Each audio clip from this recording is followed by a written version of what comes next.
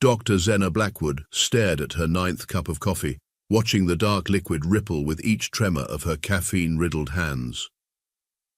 The clock on First Contact Station Epsilon's wall read 3:47 a.m. Earth Standard Time, though time had lost all meaning around cup number 6. "Doctor," the station's AI chimed in with artificial cheerfulness, "the Kethalari delegation will dock in approximately 15 minutes. Zena mumbled, taking another sip. Just tell them I'm doing important xenobiological research." She wasn't. Unless one counted seeing how many cups of coffee it took to achieve consciousness transcending jitters as research. "Doctor, may I remind you that you specifically requested to be present for their arrival? Something about not letting those stuck-up bureaucrats from xenodiplomacy mess up another first contact." Zena groaned, remembering her caffeinated bravado from yesterday. Fine, but I'm bringing my coffee." The Kethalari ship docked with all the grace one would expect from a civilization that had mastered faster-than-light travel millennia ago. As the airlock cycled, Zena straightened her wrinkled lab coat and tried to look like a responsible representative of humanity. The aliens that emerged were nothing short of magnificent, crystalline beings that seemed to be carved from living diamond, their bodies refracting light in prismatic cascades. Each movement produced a subtle chiming sound like wind through crystal wind chimes. They were, in a word, majestic, which made what happened next so much worse. The lead Kethalari, its former perfect geometric arrangement of crystalline facets, stepped forward with deliberate grace. It raised what appeared to be an appendage in formal greeting and began to speak, its voice a melodious combination of chimes and resonant tones. "Esteemed human representative," the universal translator rendered, in a stilted monotone that completely failed to capture the musical quality of their speech. "We come before you as observers of the Grand Galactic Council to assess Earth civilization and its readiness to join the greater community of spacefaring species. We have studied your transmissions and..." That's when it happened. Maybe it was the sleep deprivation. Maybe it was the coffee. Maybe it was the absurd contrast between the Kethalari's majestic appearance and the flat robot voice coming from the translator. Whatever the cause, Zena snorted. The snort turned into a giggle. The giggle evolved into a full-blown, sleep-deprived, caffeine-fueled laughing fit. The Kethalari delegation recoiled in what appeared to be horror, their crystalline forms vibrating at frequencies that set off several of the station's warning sensors. "The human," one of them chimed in alarm, "it's displaying dominant vocal aggression while maintaining direct optical contact." Such confidence," another resonated, "to show aggression during a formal introduction." Zena tried to stop laughing, she really did, but their reaction only made it worse.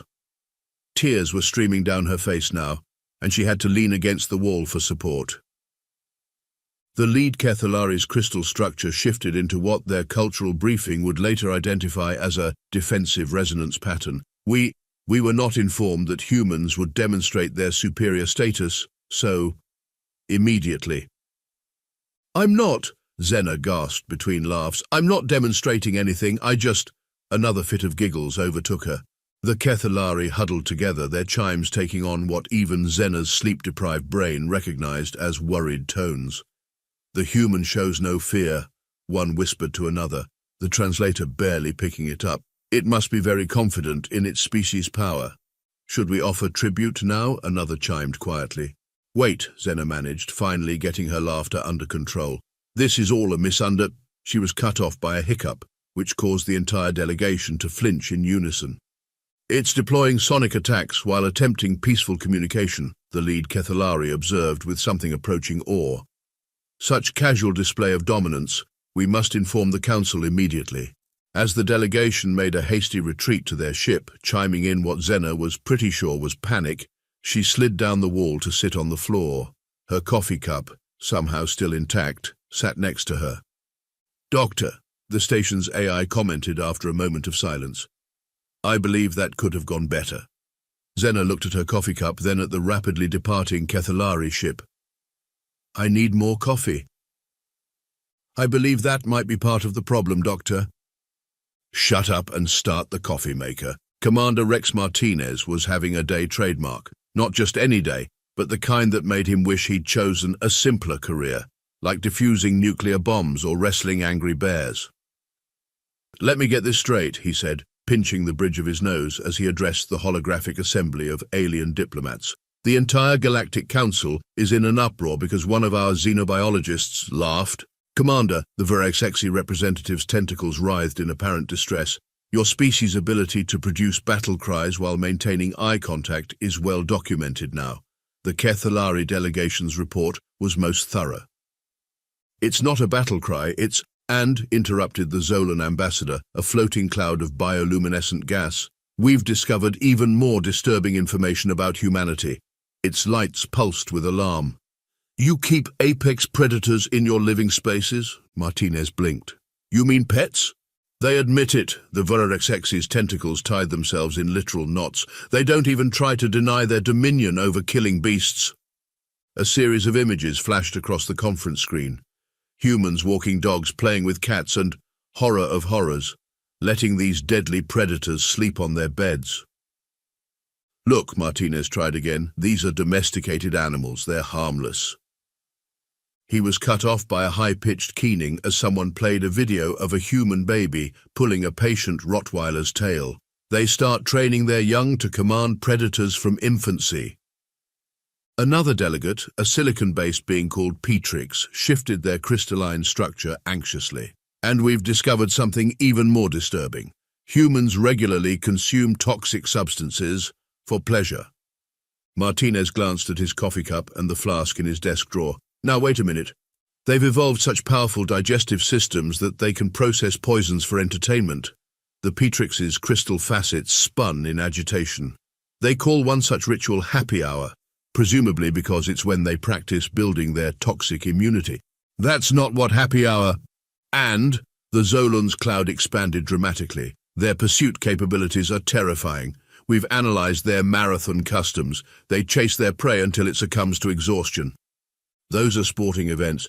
They do it for sport. The collective gasp from the assembly would have been comical if it weren't causing an interstellar diplomatic crisis. At that moment, Dr. Blackwood chose to enter his office carrying what appeared to be her 15th coffee of the day.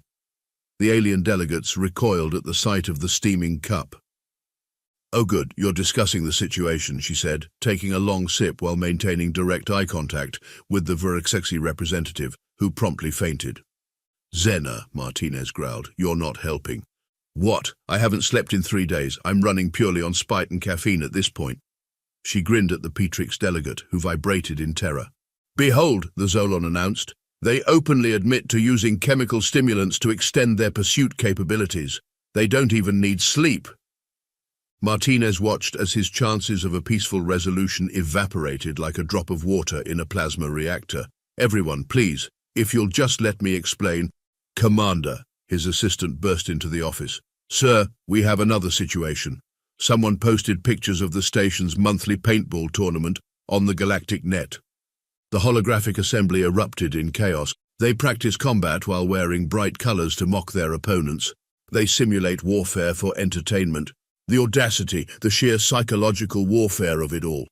Martinez slumped in his chair as the aliens continued their panic. He reached for his flask, then thought better of it when he noticed several delegates recording his movements, probably for some report on human poison consumption rituals. Sir, his assistant whispered, should I tell them about the station's cats? Dear God, no, Martinez muttered. Next thing you know, they'll... A thunderous purr interrupted him as Mittens, the station's resident orange tabby, chose that exact moment to jump onto his desk and begin kneading his paperwork. The human commander communes with his battle beast. The Zolan's cloud shifted through several alarmed colors. Everyone, Mittens is just a cat. The cat chose that moment to knock Martinez's coffee cup off the desk while maintaining direct eye contact with him. Even their predator companions display dominance behaviors. The Petrix was practically vibrating apart now. Dr. Blackwood, who had been watching this unfold with the detached amusement of the truly sleep-deprived, chose this moment to laugh again. The entire alien assembly simultaneously backed away from their hologram projectors. I quit, Martinez announced to no one in particular. I'm too old for this. You can't quit, his assistant pointed out. The Galactic Council just classified Earth as a Class X potentially Omega-level civilization based on our demonstrated abilities. What abilities? All we've done is laugh, drink coffee and play with cats. Exactly, the assistant nodded. They're calling us the species that laughs at death, commands beasts, and drinks poison. Martinez turned to Dr. Blackwood. This is your fault. Hey, she shrugged, taking another sip of coffee while petting Mittens, who had claimed Martinez's keyboard as a bed. At least they're not asking about human regeneration yet. The Furakexi, who had just regained consciousness, perked up. Human regeneration. Oh yeah, Blackwood grinned maniacally, running on pure sleep deprivation now. We can regrow skin. Got a paper cut yesterday, and it's almost healed. The assembly erupted in fresh panic as Martinez quietly opened his desk drawer, pulled out his flask, and decided that some days you just had to lean into the chaos. Should I cancel the station's upcoming karaoke night? His assistant asked. Martinez took a long drink. No, at this point, let's see how much worse it can get. Somewhere in the background, Dr. Blackwood started explaining human hiccups to a horrified alien audience. The Galactic Council's emergency anthropological research team reviewed their findings with mounting horror. Their observation room aboard First Contact Station Epsilon was plastered with screens displaying various human entertainment, a term that was causing considerable debate among xenologists. Dr. Kavix, a tentacled scholar from the Hydrian Academy, waved appendages at their central display. As you can see, colleagues, human historical records are disturbing. The screen showed scenes from various horror movies. The assembled researchers flinched as a human in a hockey mask pursued fleeing victims. They document their ancient warriors, Kavix continued, like this Jason figure, who apparently could not be killed through conventional means. Note the primitive protective headgear. Most concerning, added Professor Yixatal, a being composed primarily of light and good intentions, is their documentation of first contact scenarios. They gestured to a viewing screen playing Alien. Fascinating cultural insight, Kavix noted. They accurately predicted that their first response to meeting alien life would be to battle it in their maintenance tunnels. Down in the station's cafeteria, blissfully unaware of the misinterpretation of human cinema happening above, Dr. Blackwood was creating an entirely new diplomatic incident. What do you mean, too spicy? She asked the horrified alien cafeteria staff, liberally applying hot sauce to her synthetic eggs. It's just habanero sauce. It's not even ghost pepper.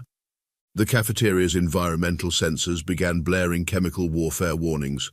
The human consumes chemical irritants for sustenance. The chef, a floating collection of gas pods named Glicks, backed away from the counter. Their immune system must be incredibly advanced.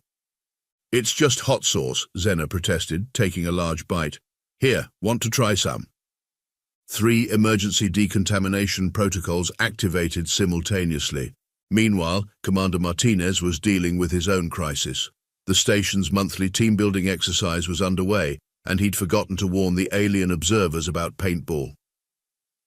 As you can witness, reported senior researcher Zatak to the Galactic Council's live feed, humans engage in regular combat simulations. They divide into teams marked by bright colors, showing no fear of being visible to their enemies. Such confidence. On the field below, Dr. Blackwood's team had cornered Martinez's squad behind a makeshift barricade. Your position is tactically inferior, Commander, Zena shouted, still riding her caffeine high. Surrender or face the consequences. The humans use psychological warfare even in training, Zatak's report continued. Observe how they announce their superior position, giving their opponents a chance to yield, a clear sign of their confidence in victory. Martinez, covered in blue paint and losing badly, shouted back, Blackwood, this is supposed to be a team-building exercise. Yes, she cackled, and my team is going to build a victory pyramid on your defeat. The alien observers frantically updated their reports on human combat rituals. Back in the observation room, the anthropological team had moved on to analyzing human social media. They were not coping well. They communicate through carefully curated image sequences called memes, Kavix explained, looking slightly nauseous. Each one laden with layers of meaning and cultural significance we're only beginning to decipher. What's this one? Professor Yixatal pointed to a screen. Ah yes, humans call this one This Is Fine. It appears to be a meditation on their species' ability to remain calm in literally burning surroundings. Truly remarkable stress tolerance. The situation reached its peak when Zena, fresh from her paintball victory and still high on hot sauce and coffee, decided to try explaining things to the research team. No, she said, barging into their observation room. You've got it all wrong. Look, horror movies aren't historical documents, they're just stories we tell for fun. They create these scenarios for entertainment. Kavix's tentacles curled in shock. You mean humans derive pleasure from imagining survival scenarios? Well, when you put it that way. And, Professor Yixatal added, their glow flickering anxiously, you intentionally consume chemical irritants to enjoy them. The hot sauce, yeah, it adds flavor. They've evolved to find pleasure in pain, one of the junior researchers fainted. Listen, Zena tried again. The paintball thing is just for fun too. It's team building. They train for combat, for organizational cohesion. Kavix's color shifted to what Zena's xenobiology training recognized as existential dread. Their entire species regularly participates in war games for social bonding. When you say it like that, it sounds bad. And these memes, Professor Wixatal gestured to the screens, you use them to process potentially traumatic situations through humor? Well, yeah, but their psychological resilience is unprecedented, Kavix announced. They face their fears through recreational combat, consume toxins for pleasure, and process trauma through shared cultural jokes. Zena looked at the screens around her, horror movies, paintball footage, people eating hot wings, and an endless scroll of memes. She had to admit, seen through alien eyes, humanity did look a bit intense. Would it help if I explained about cat videos? You mean the recordings of your conquered predator companions? Professor Yixatal's glow dimmed further. The ones you share to demonstrate your species' dominion over lesser beasts. Zena opened her mouth, closed it, then reached for her coffee. As she took a long sip, maintaining accidental eye contact with Kavix, who trembled visibly, she realized she might be making things worse. The human diplomat demonstrates dominance while consuming toxins, someone shouted. Quick, document this for the council. Note how she shows no fear in our presence. Zena sighed, looking at her now empty coffee cup. I need something stronger than coffee to deal with this. They have stronger toxins? The remaining conscious researchers backed away in terror. At that moment, Martinez's voice came over the station's intercom. Dr. Blackwood, if you're done traumatizing our guests, we have another situation. Someone showed them a video of a human sneezing. The research team erupted in fresh panic. They can expel biological projectiles at will. Is it a defense mechanism? Is it an attack? Zena looked at the chaos around her, shrugged, and decided to head to the cafeteria for more hot sauce. At this point, she figured, they couldn't possibly misinterpret anything else about humanity. She was wrong, of course, but that's a story involving karaoke night, and even the Galactic Council wasn't ready for that level of human cultural exposure. The Galactic Council's emergency session was in its 14th hour. The Grand Chamber, normally a model of dignified discourse, had devolved into something resembling a panic room designed by an anxiety-ridden architect. High Councillor Vexathor, a being of pure energy contained within a ceremonial crystal matrix, called for order. The evidence before us is unprecedented. Let us review the findings about this humanity. A holographic display activated, showing humans in various environments. As you can see, Chief Researcher Kavix tentacled nervously at the controls. Humans have mastered environmental adaptation to a terrifying degree. Observe, the display showed people skiing. They survive sub-freezing temperatures by generating protective layers they call clothes, Kavix explained. But more importantly, they do this for recreation. The council murmured in horror. And in extreme heat, prompted Vexathor. Even worse, Kavix switched to footage of a beach party. They willingly expose themselves to solar radiation for aesthetic purposes. They call it tanning. Impossible, shouted a gaseous council member. No species can simply choose to ignore environmental hazards. That's not all, Kavix continued, their tentacles trembling. They've developed technology to modify their entire habitat's temperature at will. They call these devices air conditioners and heaters. You mean, Vexthor's energy form flickered in disbelief. They simply refuse to accept their environment's natural state. Precisely, they reshape their world to suit their preferences. The next display showed human cellular structure, specifically the healing process. Most disturbing is their regenerative capabilities. Kavix zoomed in on a healing paper cut. Their bodies automatically repair damage. They call this process healing and treat it as completely normal. Surely you exaggerate, a crystalline council member chimed skeptically. I wish I were. Observe this educational recording they call a TikTok. The display showed a time-lapse of a small cut healing. By the first star, Vexthor's energy matrix pulsed with shock. They just regrow their protective layers? And Kavix was practically vibrating now. They use these social media platforms to share information about their capabilities. Look at this. The display showed a series of memes about pulling all-nighters, drinking concerning amounts of coffee, and surviving on minimal sleep. They boast about their ability to override their body's need for rest. They turn their biological advantages into something called relatable content. A new counselor attending their first session raised an appendage. Perhaps we're overreacting. Surely they can't be as formidable as... Kevix interrupted by playing footage from the station's recent incidents. Dr. Blackwood laughing while maintaining eye contact. Commander Martinez drinking coffee while filing reports about his own species concerning behaviors, the paintball tournament, the hot sauce incident. They use chemical warfare as a condiment, someone shouted. Their young practice combat scenarios for enjoyment. They form emotional bonds with predators. They can regenerate. High Councillor Vexathor called for order by emitting a blast of pure energy that temporarily shut down the holographic displays. Colleagues, we must approach this rationally. What are our options?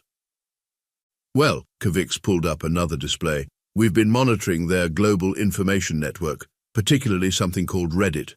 It appears humans have already theorized that they might be what their science fiction calls space orcs. They're aware of their capabilities. The council chamber erupted again. Not only aware, they make light of it. Look at this subreddit called HFY. They write stories about being the most dangerous species in the galaxy. For fun. They knew. Vexathor's energy form condensed in shock. All this time they knew their potential. Worse, Kavix showed one final display, they find it amusing. They intentionally subvert their own terrifying nature by creating what they call wholesome content, spreading their influence through calculated displays of what they call cuteness.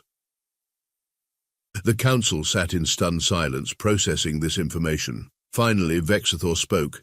The conclusion is clear. Humanity has mastered environmental adaptation, biological regeneration, and psychological warfare through mimetic manipulation. They've domesticated apex predators, consume toxins for pleasure, and treat combat as recreation. And most terrifyingly, they do all this while maintaining a sense of humor about it.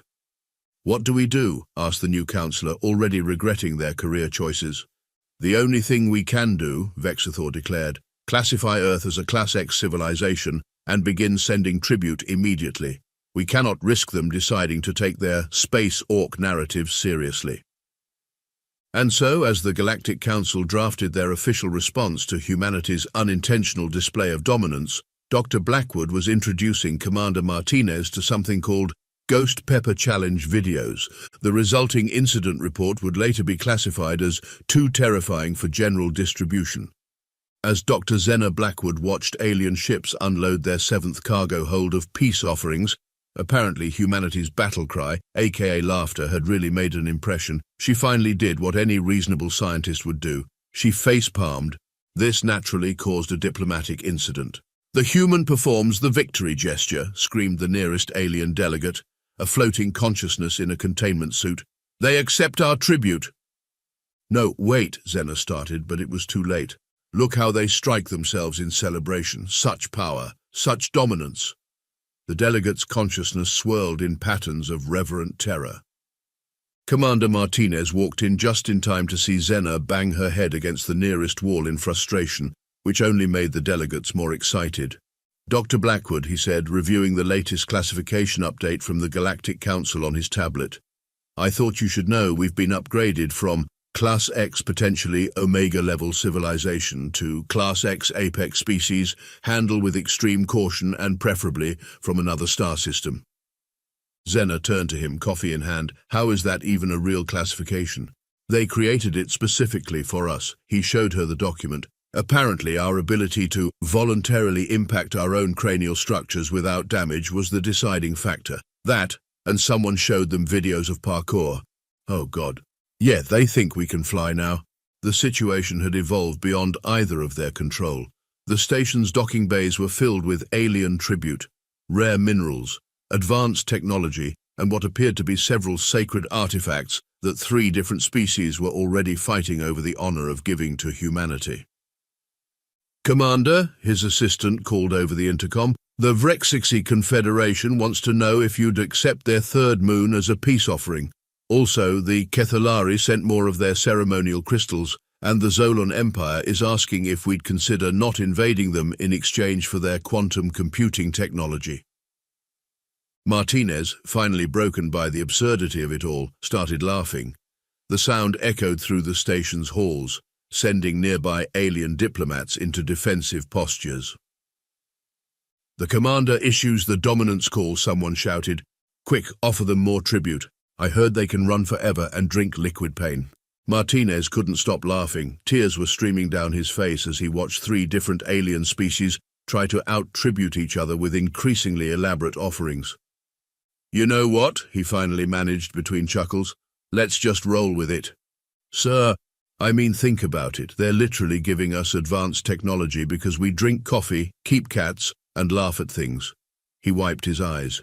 "We might as well embrace being the galaxy's space orcs." "Speaking of cats," his assistant added, "the station's therapy animal program has been rebranded as our Elite Predator Command Unit." Zena looked at her coffee, then at the growing pile of tribute, then at Martinez, who was still occasionally chuckling.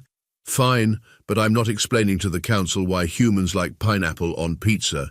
Some things are beyond even alien comprehension. And so humanity, through a series of increasingly ridiculous misunderstandings, found itself cast as the galaxy's most terrifying species. The fact that they found this hilarious only reinforced their fearsome reputation. As for Dr. Blackwood and Commander Martinez, they eventually established an interspecies cultural exchange program, which mostly involved showing aliens cat videos and convincing them that dabbing was a sacred Earth gesture. The ghost pepper incident, however, remains classified to this day.